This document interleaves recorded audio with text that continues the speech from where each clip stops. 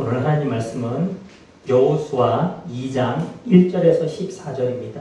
여호수아는 구약성경 320페이지에 있습니다.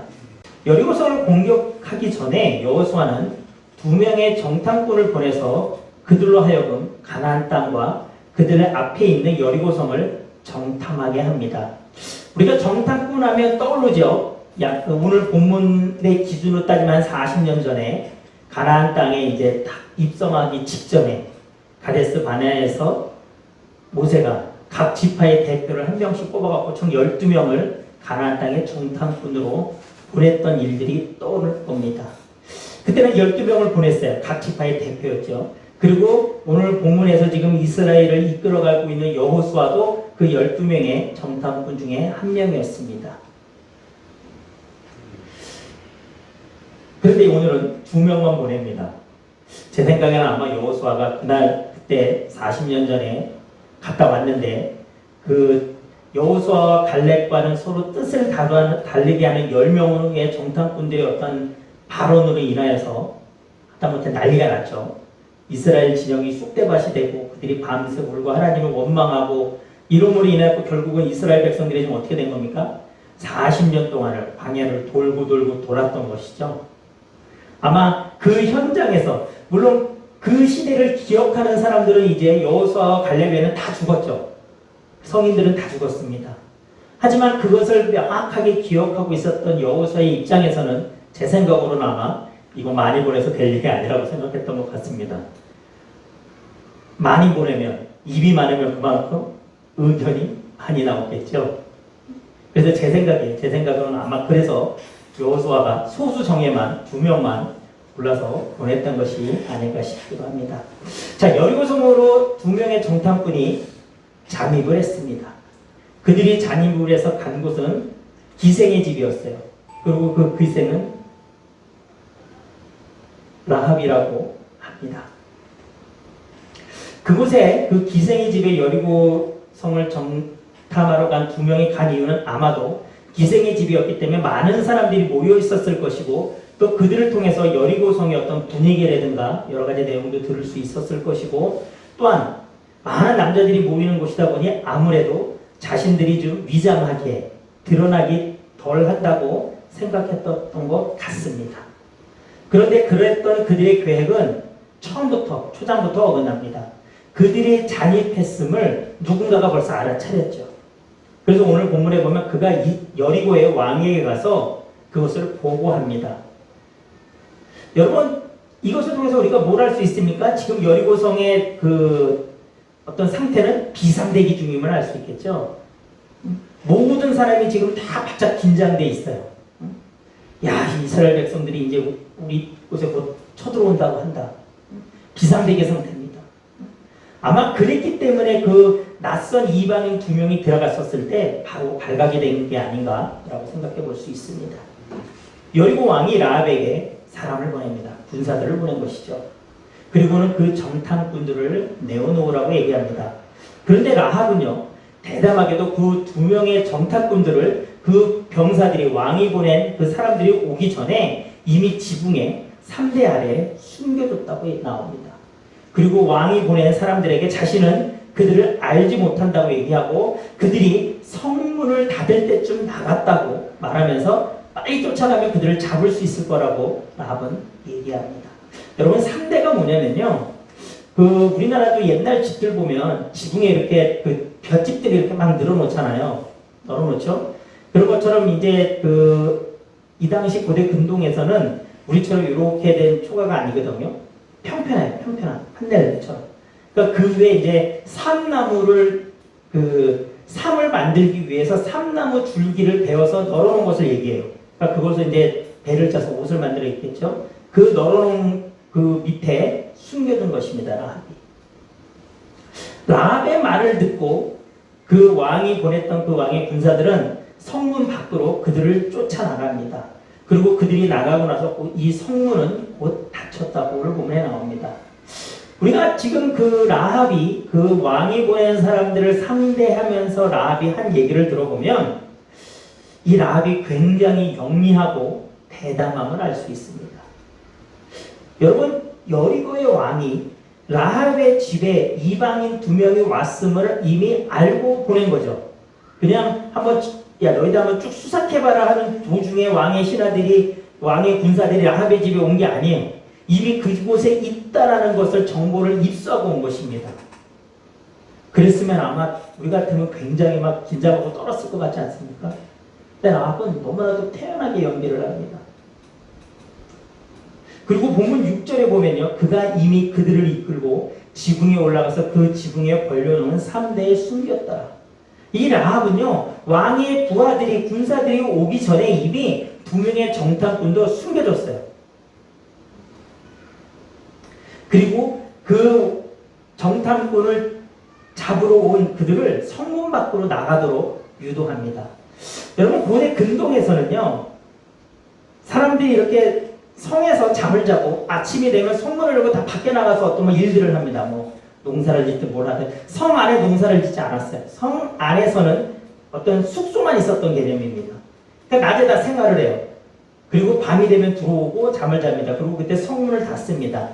이 당시는 여러분 상대방, 그러니까 적의 그 공격의 가장 취약한 부분은 사실은 성에서는 성문이에요. 성벽은 다 돌로 되어 있잖아요. 그러니까 어떻게 보면 굳건하게 방비가 됩니다. 하지만 성문은 가장 약한 부분이라고 할 수 있었어요. 그러다 보니까 이 성문에 대한 방비는 굉장히 철저했습니다. 그래서 일정한 시간이 되면 문을 닫았고 그 다음날 해가 뜨면 일정한 시간이 되면 다시 문을 열었어요. 그리고 한 번 닫힌 성문은 절대 열리지 않았습니다. 여러분 우리나라 사극에도 보면 그런 장면 나오지 않습니까? 이렇게 병사들이 이렇게 성문 앞에서 대기하고 있다가 이렇게 시간 되면 성문을 딱 걸어 잠그잖아요. 딱 그런 상황입니다. 자, 라합이요. 그들에게 너희들이 찾는 자들이 성문 밖으로 나갔다고 얘기하고 그들이 쫓아나갑니다.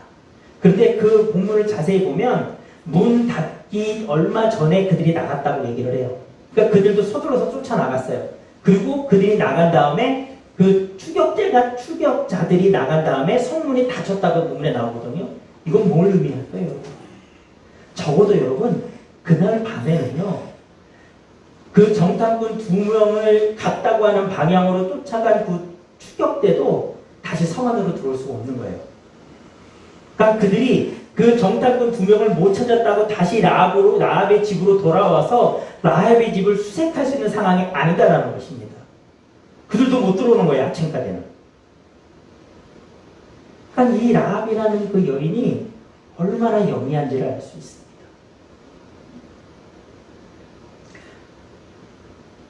그런데 여러분 라합이 영리하기만 했을까요? 라합은요. 지금 그들을 숨겨주고 또 그들을 잡으러 온 자들에게 거짓말을 하고 여러분 라합 입장에서는 목숨을 건 것입니다. 이스라엘 백성들은요. 여리고 왕의 입장, 여리고 사람들의 입장에서는 명백하게 적입니다. 그리고 보통 적이 아니라 자신들을 다 죽이려고 오는 적이에요. 자신들을 죽이고 자신들의 터전으로부터 몰아내려고 온 사람들이 이스라엘 백성들입니다. 그들의 편을 들어서 그들을 숨겨줬다? 여러분 그게 들통나면 아마 왕이 보낸 부하의 손에 죽기 전에 그 백성들 손에 먼저 죽지 않을까요? 라합의 입장에서 좀 목숨을 건 것입니다.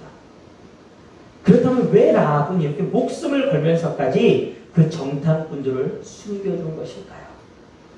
그 해답은 오늘 본문 9절에서부터 13절에 나옵니다. 제가 한번 읽어보겠습니다. 말하되 여호와께서 이 땅을 너희에게 주신 줄을 내가 아노라. 우리가 너희를 심히 두려워하고 이 땅 주민들이 다 너희 앞에서 간담이 농나니 이는 너희가 애굽에서 나올 때에 여호와께서 너희 앞에서 홍해물을 마르게 하신 일과 너희가 요단 저쪽에 있는 아모리 사람의 2왕 시혼과 옥에게 행한 일 곧 그들을 전멸시킨 일을 우리가 들었음이니라. 우리가 듣자 곧 마음이 녹았고 너희로 말미암아 사람이 정신을 잃었나니 너희 하나님 여호와는 위로는 하늘에서도 아래로는 땅에서도 하나님이시니라. 그러므로 이제 청하노니 내가 너희를 선대하였은즉 너희도 내 아버지의 집을 선대하도록 여호와께서 내게 맹세하고 내게 증표를 내라. 그리고 나의 부모와 나의 남녀 형제와 그들에게 속한 모든 사람을 살려주어 우리 목숨을 죽음에서 건져내라.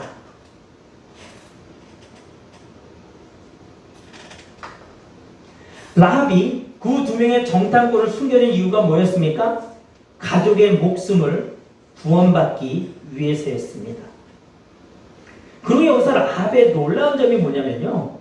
그 부탁을 하는 그들에게 정탐꾼들에게 내가 너희들을 살려줬으니 너희들 우리의 가족을 구원해달라고 하는 그렇게 말하는 그 라합의 바탕에 깔린 하나님을 향한 믿음입니다. 라합은 이렇게 말합니다. 9절에 보면 여호와께서 이 땅을 너희에게 주신 줄을 내가 아노라. 여기서 아노라는요 히브리어로 야다입니다. 야다. 제가 이 히브리어 알다라는 야다에 대해서는 참 여러 차례 말씀드린 적이 있는데요. 이 야다는요 그냥 지식적으로만 아는 것을 얘기하지 않아요. 경험으로 알다라는 뜻입니다. 그래서 부부관계의 의미도 포함되어 있고요. 단순히 그냥 내가 이런 것을 지식적으로만 알고 있습니다 해서 끝나지 않는다라는 거예요. 오늘 라합은요 가나안 땅을 이스라엘에게 주셨다라는 하나님의 약속에 대해서 그녀는요 확신을 갖고 있는 것입니다. 하나님에 대해서 라합은요 그냥 피상적이거나 추상적으로 지식적으로 안다고 하는 것이 아니라 그녀는 하나님을 정말 인격적인 관계 속에서 그는 하나님과 실제적인 관계 속에서 그는 하나님을 믿은 것입니다. 그녀는 하나님을 그렇게 아는 것이에요. 여러분 우리나라의 유명한 철학자 중 한 명이 도올 김영옥 교수죠. 그죠? 그분이 얼마 전에 그 EBS인가 교육방송에서 요한복음 강의한 거 아십니까? 근데 그분은 하나님을 믿지 않아요. 하지만 그분은 하나님을 압니다. 지식적으로 아는 거예요. 그래서 그분은 요한복음도 그냥 학문적으로 어떤 분석을 해서 강의를 한 것입니다. 그의 강의는 사실은 그는 우리나라에서 유명한 석학 중에 한 명이잖아요. 굉장히 명쾌하고 또한 어떤 그 내용들을 빼뚫어 보는 것들이 있습니다. 하지만 그의 강의를 듣고 그곳에서 우리는 하나님을 만나지 않습니다. 그가 하나님을 인격적으로 만났다고 우리는 생각하지 않습니다. 그는 지식적으로는 하나님을 알지언정 정말 살아계신 그 하나님을 인격적으로 만나지는 못했습니다. 오늘 라합은요 하나님에 대해서 이스라엘을 이끌어 오신 그 하나님에 대해서 그냥 다른 이스라엘 그 여리고 왕과 여리고 백성들이 들은 지식적으로 아는 것이 아니라 그는 그 소문을 들음으로 인하여서 하나님에 대해서 확신이 생긴 겁니다. 하나님에 대해서 그는 믿음이 생긴 것입니다. 그녀는 그렇기 때문에 정탐꾼들을 숨겨준 것이고요. 하나님을 참신으로 받아들인 거고 그 믿음의 행동이 오늘 본문으로 드러난 것입니다. 그러면서 라합이 얘기합니다. 자신들이 이스라엘 백성들을 심히 두려워해서 간담이 녹았다라고까지 그는 말합니다. 또한 그녀는 이스라엘 백성들을 애국에서 이끌어내신 그 하나님이 홍해의 물을 마르게 하시고 아모리 사람의 두 왕 시온과 옥을 전멸시킨 일을 들었다라고 고백합니다. 그리고 그녀가 또 이렇게 고백합니다. 11절에 보면 너의 하나님 여호와는 위로는 하늘에서도 아래로는 땅에서도 하나님이시니라. 이 고백은요 하나님에 대한 라합의 믿음을 알 수 있는 결정적인 고백인데요. 여러분 지금 라합이 이렇게 죠. 야 너희 하나님 여호와는 위에서도 하늘에서도 또 땅에서도 오직 한 분 하나님이시라고 고백을 한 거거든요. 여러분 이 고백 이게 뭐 대단해라고 얘기할 수 있죠. 이게 뭐예요? 여러분 성경 전체를 통틀어서도요 하나님에 대한 이런 고백을 한 사람은 여러분 모세하고 솔로몬밖에 없습니다. 성경에 수많은 선지자들이 있어도 하나님 그분에 대해서 이렇게 고백을 한 사람은 두 명밖에 없어요. 좀 더 제가 이해를 쉽게 설명을 드리냐면 그 당시 사람들은 자신들이 섬기는 신에 대한 어떤 이해를 갖고 있었냐면 만약에 그 가나안 지역의 사람들은 바알을 섬겼거든요. 그들은 그렇다면 이거예요. 이 바알 신은 가나안 지역에만 영향을 미쳐지는 신인 거예요. 그러니까 지역의 신인 거예요. 지역의 신. 그래서 그들에게 있어서 자신들의 신은 내가 살고 있는 그 땅, 그 지역에 영향을 미치는 신이었다라는 것이거든요. 그런데 오늘 지금 라합의 고백은 그게 아니에요. 하나님, 온 하늘과 온 땅에 오직 한 분 하나님이시라는 거예요. 여호와 하나님은 오직 유일하신 신이라고 지금 라합은 고백한 것입니다. 여러분, 라합의 믿음이 정말 대단하지 않습니까? 여러분, 왜 라합의 믿음이 대단하냐고 한번 생각해 보세요. 40년 전에 그 가나안 땅 앞에서 이제는 광야길로 접어들었었던 이스라엘 백성들과 한번 지금 라합을 비교 한번 해봅시다. 여러분, 하나님이 이스라엘 백성들을 지금 가나안 땅 앞까지 40년 전에 어떻게 이끌어 오셨습니까? 그들이 노예로 있던 애굽에서 10가지 재앙을 보여주셨어요. 그리고 그들을 앞을 가로막기도 홍해의 물을 가르셨죠. 그리고 그들을 쫓아오던 애굽왕의 군대들을 거의 전멸시켰습니다. 그리고 낮에는 구름 기둥으로, 밤에는 불 기둥으로 그들과 함께 하셨습니다. 그들의 앞서가셨습니다. 그리고 어떻게 했습니까? 그들과 언약을 맺으셨죠. 그래서 하나님의 손수 돌판 2개에 10계명을 새겨서 주시지 않았었습니까? 여러분, 신이 인간에게 직접 자신이 글을 새겨서 준 것은 여러분 10계명이 유일한 거 아십니까? 그 어떤 신도 인간에게 그렇게 하지 않았습니다. 성경에 봐도. 하나님은 이스라엘 백성들에게 그렇게 하셨어요. 하나님이 무엇을 하신 겁니까? 내가 너희들의 신이고 내가 너희들을 이끌어냈고 내가 너희들과 함께하고 내가 이 땅의 유일한 신이라는 것을 하나님이 지금 이스라엘 백성들에게 계속 보여주신 거예요. 그렇죠? 그런데 그들은 가나안 땅에 앞서서 정탐꾼을 보내서 12명의 정탐꾼을 보냈을 때 그들은 우리는 메뚜기와 같다고 했던 그 10명의 말을 듣고 그들은 어떻게 했습니까? 하나님을 향한 그들의 믿음은 온데없이 다 사라져버렸죠. 그들이 하나님을 원망했습니다. 그들을 말리던 여호수아와 갈렙을 죽이려고 했었습니다. 여러분, 그때 이스라엘 백성들의 믿음과 오늘 지금 하나님의 행하셨던 그 일들, 40년 전에 행하셨던 일부터 여러 가지 일들을 그냥 귀로만 들은 라합의 믿음을 한번 여러분 비교해 보십시오. 누구의 믿음이 더 뛰어납니까? 라합의 믿음이 더 뛰어납니다. 실질적으로 하나님이 주신 그 수많은 기적을 경험했음에도 이스라엘 백성들은 하나님에 대한 믿음이 없었습니다. 여러분, 믿음은요, 기적을 통해서 우리에게 심겨지기 매우 쉽지만요, 그 기적이 우리의 믿음을 계속 유지시켜주지는 못합니다. 그 믿음이 우리에게 계속 유지되려면요, 하나님과 계속 인격적인 관계를 맺어갈 때만 여러분, 그 믿음이 유지됩니다. 성장합니다. 그런 라합의 요구에 정탐꾼 2명은 응합니다. 18절에서 20절에 보면 그들은 방법을 알려주죠. 그리고 라합과 그의 가족이 여러분 이스라엘 백성들이 여리고성을 함락시켰을 때 그들이 구원을 받았을까요? 받지 못했을까요? 그들은 그와 그녀의 가족은 구원을 받았습니다.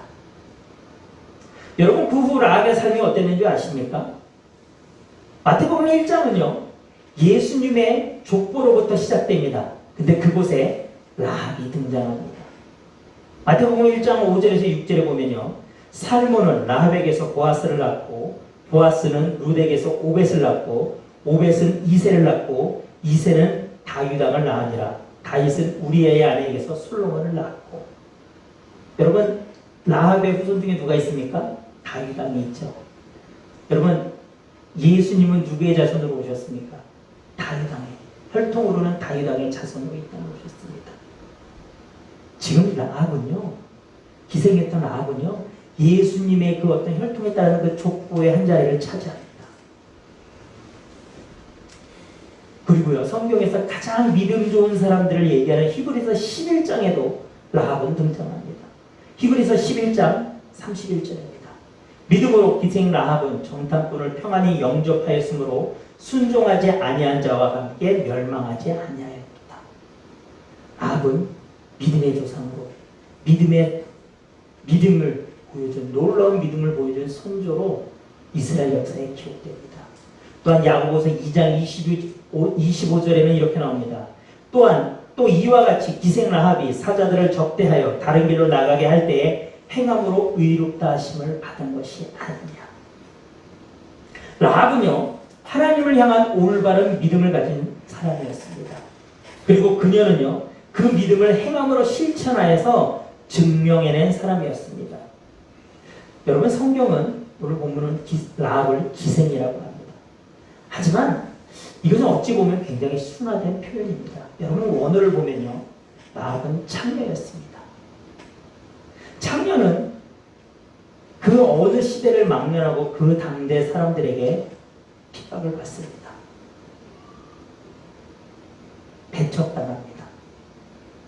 더군다나 그녀는 우상을 섬기는, 바알이라는 우상을 섬기는 가나안 지역에 사는 사람이었고요. 이방인이었습니다.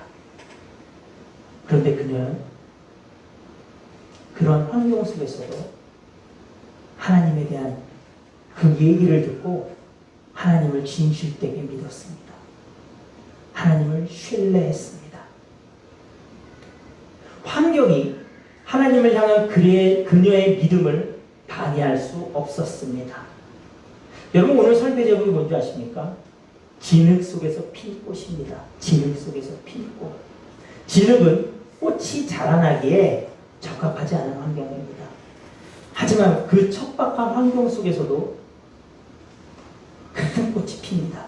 연꽃이 피어나죠. 환경은 우리를 향한 하나님을 향한 우리의 믿음을 여러분 방해하지 못합니다. 우리에게 필요한 것은요, 환경에게 흔들려서 여기 붙었다 저기 붙었다는 신앙이 아니라 모든 환경을 주관하고 계시고 모든 환경을 바라보며 그 속에서 그곳을 주관하고 계시는 하나님을 바라보며 나아가는, 믿음으로 살아가는 우리의 모습을 하나님은 지켜보고 계십니다. 내 믿음을 행함으로 증거하며 사는 것이 여러분, 내가 하나님 앞에 올바른 믿음 갖고 있음을 증명하는 것입니다. 지금 우리의 환경은요, 라합보다 우리는 훨씬 더 좋은 환경에 살고 있죠. 그런데 여러분, 저와 여러분의 믿음이 그 척박한 어려운 환경 속에 있었던 라합보다 우리의 믿음이 나은가에 대해서는 우리가 한번 생각해 봐야 되지 않을까요? 라합보다 저와 여러분의 믿음이 낫습니까? 정말 우리는 목숨을 걸며 믿음을 지키고 있습니까? 라합의 믿음은 자신과 자신의 가족을 구원했습니다. 그녀는 하나님의 뜻이 이 땅에 이루어지는데 그 역할의 한 부분을 훌륭하게 해냈습니다. 오늘 우리의 믿음이요, 라합의 믿음과 같이 되기를 간절히 소망합니다. 여러분, 환경이 저와 여러분들의 믿음을 좌우하는 것이 아닙니다. 우리의 믿음은요, 내가 하나님과 매일매일 어떠한 관계를 맺고 살아가고 있느냐에 따라서 내 믿음은 성장하고 결정되어집니다. 그리고 내 믿음은 행함으로 증명되어져야 합니다. 오늘 라합은요, 하나님을 향한 자신의 믿음을 목숨을 건 행함으로, 정탐꾼들을 숨겨줌으로 인하여서 그녀는 증명해냈습니다. 하나님 앞에 믿음을 증명하며 정말 라합과 같은 믿음을 소유하기를 주님의 이름으로 축원합니다.